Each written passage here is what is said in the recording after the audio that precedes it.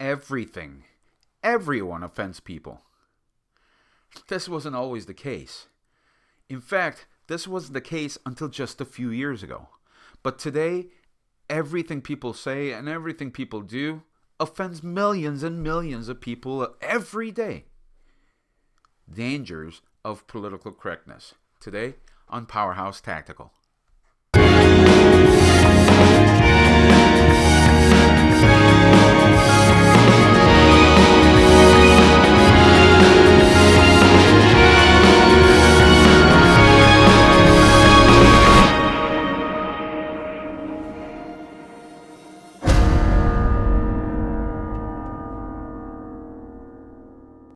Welcome, Patriots, to another great video by Powerhouse Tactical. In today's video, I'm not going to try to be political here. In fact, this is not about right or left. This is actually about right and wrong. In fact, this is not a political issue. It's a cultural issue, very important cultural issue that politicians, many of the politicians are using it to keep themselves in power. Democrats and Republicans alike.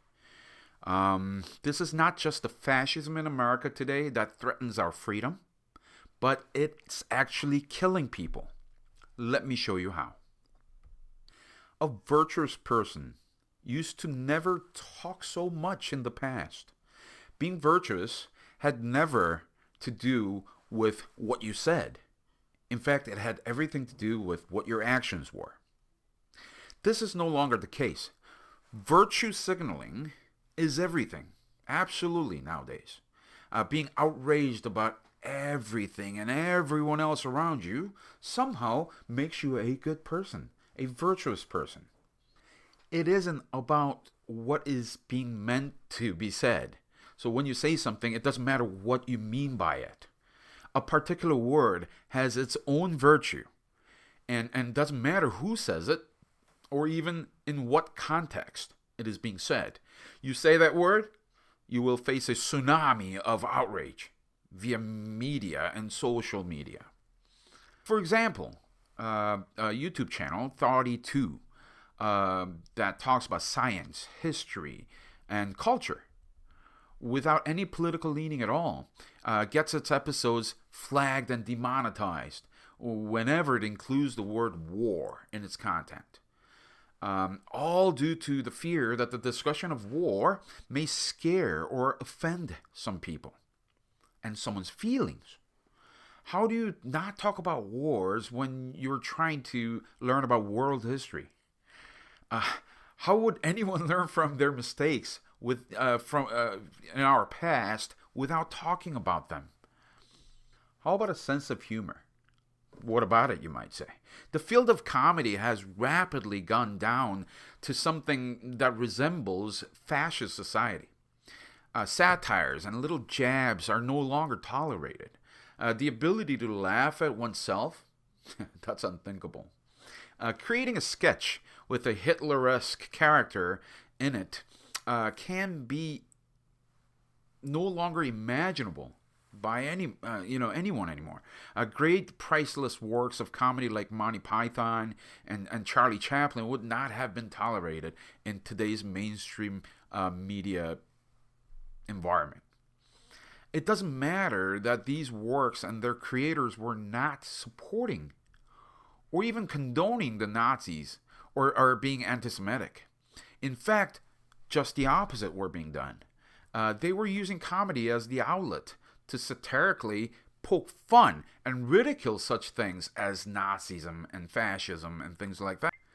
This was a way for humanity to deal with such evil.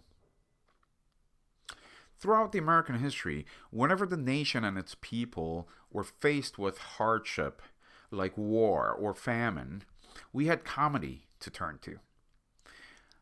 It was a way for people to not only escape from the bleak reality for a few minutes, but often to call out the evil that caused such darkness. But today, we vilify such comedians and call them racist and inappropriate. We go even further and believe that we are better than that and better than them. We scream virtue on our social media pages, demanding to be noticed that we are the good people for calling out such hate. Language police is thought police. Once the people's language and thoughts are monitored and controlled, filtered, condemned, even censored through virtual signaling, a group of people telling others what they can and cannot say, it is a perfect example of fascism. And fascism has killed millions and millions of innocent people throughout our history. And it continues to kill. So check this out. Nidal Malik Hassan. Many of us still remember this man. A psychologist in U.S. Army from Fort Hood.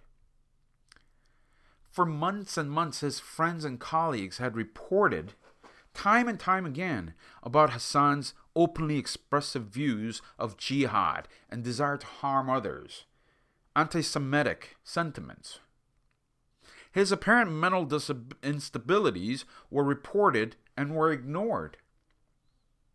Why, you might ask? How, you might think? The decision makers in the Department of Defense were afraid. They were too afraid to take action against this clear lunatic in a chance that someone may call them racists. What if their actions were to be determined as racial profiling? Due to their sensitivity to social justice and virtual signaling, 13 innocent American lives were senselessly ended, and many others were wounded by this Nidal Hassan. Americans fought the Nazis and many other fascist groups throughout the last century to keep our freedom, our way of life. The very freedom that ensures everyone's right to think their own thoughts and say their own thoughts. The very freedom that allows us to say freely what our individual thoughts are. The moment that we begin censoring or condemning or banning other people who we disagree with, we have created fascism in America. The very thing that so many Americans fought and died to prevent. It's okay to be offended. Dislike of something is only natural. In the real world, it is impossible to like everything you come in contact with. You are bound to run into something sometime that's going to hurt your feelings or that you're going to dislike. We used to know that. Sticks and stones may break my bones, but anything you say will not hurt me. We used to know this as a child. Having too many vocal people that are entitled and having the hyper self-importance. That's the real issues of today. In addition, by using the self-important snowflakes and their social media-infused lives to shut down the voices of their opposition is what the elitists and the politicians in their pockets are doing. From the snowflakes all the way up to the elitists that are trying to use them, they all seem to think of themselves the liberal. The truth is, it's the opposite of liberal. That's fascism. Famous, or now infamous, comedian David Chappelle, in his most recent Netflix special, ironically called Sticks and Stones, is a clear example of how the mainstream media and people who control it perpetuates this snowflake culture in our society today. Entertainment review and rating platform Rotten Tomatoes rated this brilliant comedy special with a score of 35 Rotten Tomatoes. Pretty much calling it trash. This rating was given by so-called the professional critics. The elite 17 people that decides what we should like or dislike. There is still hope, though. When the website opened up its platform, to the review of the general public. Nearly 38,000 people showed them what they thought of Chappelle's comedy special. The majority, the silent majority, are starting to break their silence. They are starting to see through the smokes and mirrors of the mainstream media. The loud voices of the snowflakes make people feel like everyone is a certain way. But this is far from being true. We must keep faith and pride for what this country stands for and fought for to keep for us and our future generations. The majority of this nation is still sensible. Many people still believe in what's right and wrong. Most of us still are willing to fight for freedom and our God-given rights to exercise it. Most of us are actually willing to even laugh at ourselves. We just need to make sure that the elitists and their snowflake fascists do not gain control over us. What we say and what we talk about with others is a reflection of what our thoughts are. Our thoughts are what makes us men. The freedom of thoughts, freedom to exercise our thoughts, is what makes us free men. When people attempt to control and dictate what others say, that is same as attempting to control and dictate what their thoughts should be. This makes free men no longer free. I would love to find out what your thoughts are, so feel free to leave comments below. Again, thank you so much for joining me today. Stay safe. God bless you, and God bless our republic.